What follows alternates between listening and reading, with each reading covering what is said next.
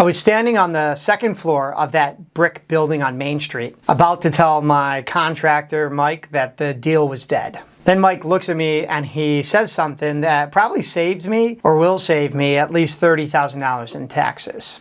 So if you haven't seen my earlier videos, there's this beautiful old building right in the heart of my hometown. It's a commercial building. It's 2 stories, just over 5,000 square feet total. And I've had my eye on it for as long as I can remember, ever since I saw the for sale sign and really every time I drive by.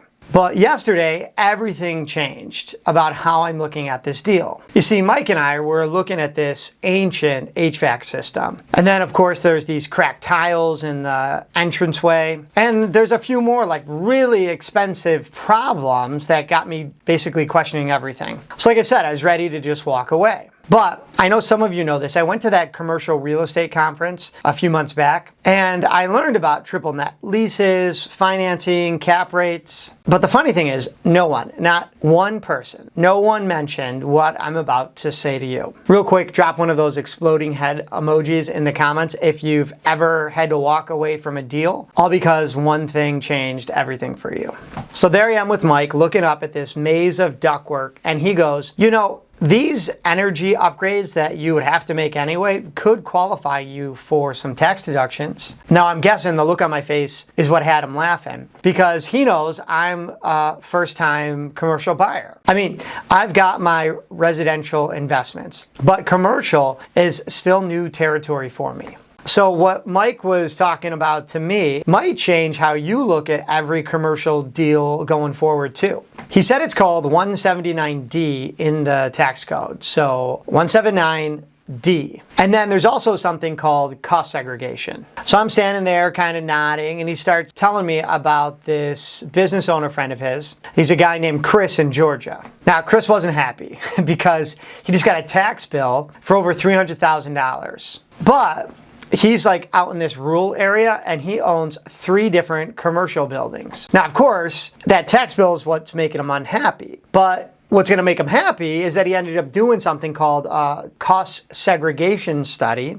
And it ends up that 2 out of those 3 buildings actually qualify to essentially save him right around the same amount in taxes the next year. So if you look at the big picture, zoom out, here you got Chris thinking he owes $300,000, and really, in the scheme of things, he got that down to 0. So I'm standing there on the second floor, and I'm with Mike, and I'm next to that old furnace, and I just pull out my phone and I text my accountant, Jeff. Now, he's real good at getting back to me. We talk all the time. And I say, like, what's up with cost segregation, 179D? He goes, 179D? It's great. We should talk about 45L too. So I'm just staring at my phone. I'm thinking, like, this is too much for one day. First off, this building needs way more work than I thought. Now I'm juggling all these new terms, cost segregation, 179D, 45L. But Jeff's real good. He texts me back and he gives me this like visual in my mind that I can still see today. He said it's like one of those food pyramids from grade school. And I kind of smiled. He's like, cost segregation is the foundation, it's your base. So before we even talk about 179D or 45L, we would need to start with cost segregation.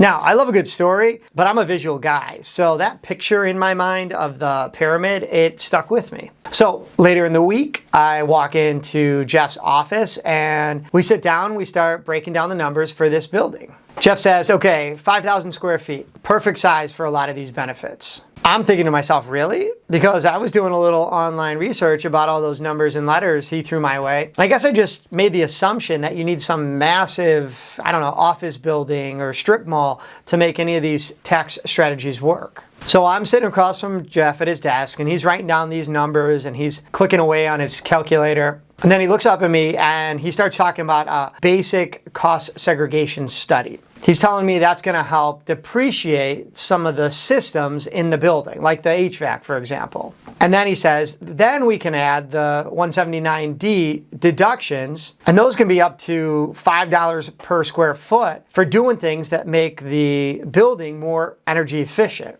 So this is sounding even better and better to me at least. And then, you know, the door's open to his office and he's got one of his employees across the hall, Emma. She's always like chiming in. She's like, don't forget about 45L. Those credits are my favorite. But anyway, she says if you convert those upper floors, that second floor, into apartments, 45L gives you up to $2,500 in tax credits per unit. But they have to meet certain energy efficiency levels. They have to be energy efficient. So we're talking, I'm listening to Emma. Jeff's over there saying, well, based on the size, you could probably convert the second floor at least into 5, maybe 6 units. And, 5 is the golden rule for commercial real estate. So what he's saying is if we wanted to go after the 45L tax credits, then you would convert those upper floors to residential, but you need at least 5 units. So Jeff's writing down, he's got this whiteboard, he's writing down the final numbers. He's combining all 3 strategies. We're talking cost segregation, 179D, potentially 45L. And just watching him do this, it kind of made me laugh out loud. For real, I'm like, well, this is a no-brainer, right? And Jeff's an excitable guy. He's smiling right back at me. He's like, yeah, we haven't even factored in bonus depreciation yet. And real quick, I want to say congratulations to anyone out there that already knew about all 3 of these tax benefits and bonus depreciation too. So congrats to you.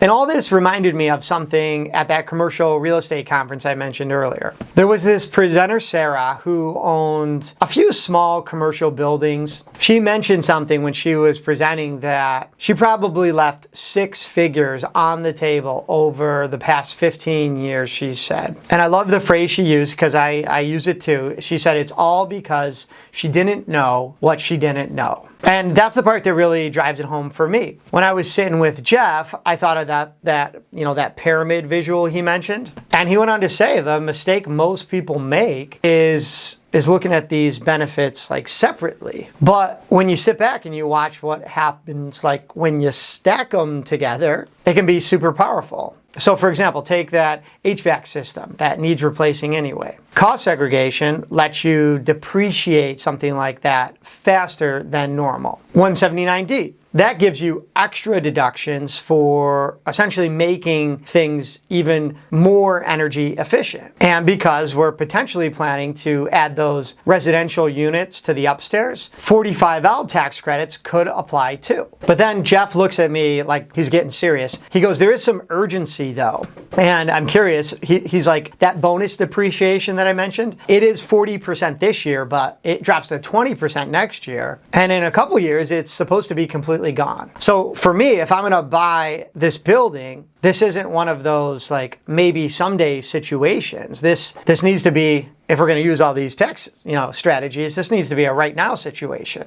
So a couple of things are going through my mind. Jeff said your biggest mistake in real estate isn't even necessarily, let's say, overpaying for a property. It's not knowing about the tax strategies that could make an average deal great. Now, he's an accountant, so of course he's going to talk about tax strategies. But it's funny, after talking with Jeff, I thought to walk through the building again, and it's kind of cool to go back and look at everything differently. Those cracking tiles in the entranceway I mentioned, now I'm seeing that as potentially fixing them up, but also accelerated depreciation. And then that old HVAC system. It's not necessarily a problem. It could be an opportunity both for 179D tax deductions and a faster write-off with cost segregation. Now, I'll admit, sometimes I do my best thinking, driving in the car alone. So I was driving home yesterday thinking of my residential real estate, and I'm kind of realizing I never really thought about tax strategies when making a purchase. I mean, not really. But now with commercial, with all these tax strategies, it's like I've got this hidden layer of value that most investors don't even seem to know about. Instead of just telling you, let me show you, take a typical 5,000 square foot commercial building like the one I've been talking about. Let's say the purchase price is $800,000 and you do a down payment of $200,000. Well, the regular annual depreciation